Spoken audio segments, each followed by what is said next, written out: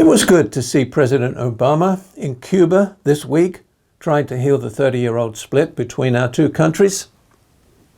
However, I can't help but smile when politicians and pundits in America get all puffed up and self-righteous and then deign to lecture other countries like Cuba on human rights, as if we were squeaky clean on this issue, which we're not by a long chalk, neither from the past nor in the present.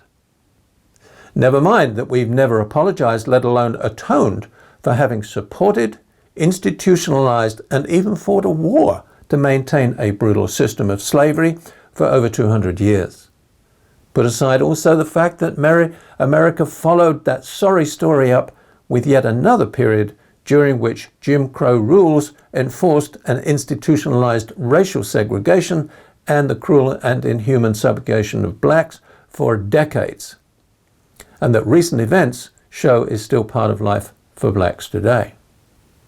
And let's ignore the fact that, as Bernie Sanders, God bless him, has been repeatedly reminding us these last few months, that America incarcerates more people than all the other countries in the world combined. And most of those are poor blacks. Is that not without human rights implications? But they're not political prisoners, you might say. Really? Come on, think about it.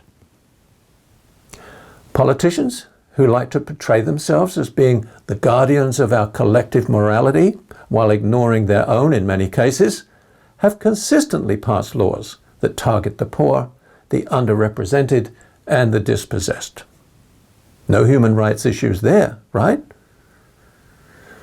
They impose long minimum sentences for things like minor drug offenses, for which 1 in 5 blacks serve time at some time in their lives, while making sure that rich people get away scot-free, having committed much the same drug use type of crime, like crack versus cocaine powder, for instance.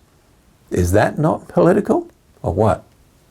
In Portugal, they decriminalized all drugs totally, and drug use and drug-related crimes have gone down dramatically as well. Try selling that idea to Republican politicians.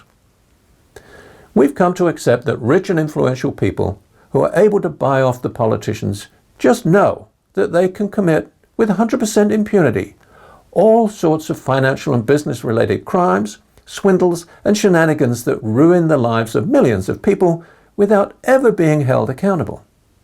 Is that non-political? Here's another reason why we can't play the non-political card. Unlike most European countries, many states in the US, especially the 12 with the most stringent restrictions, deny voting rights forever to felons who have served time in prison. How jolly convenient.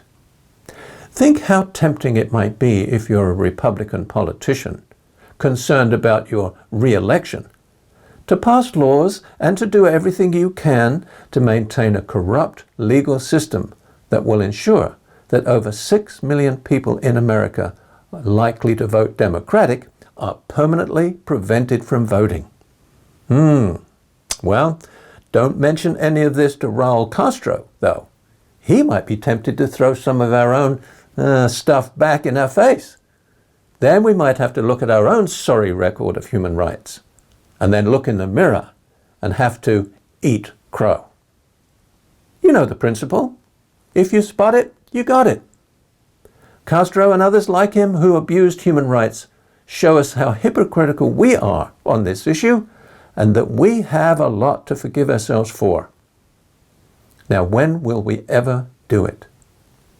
It has to begin with you and I. Are we ready to do it? Talk soon.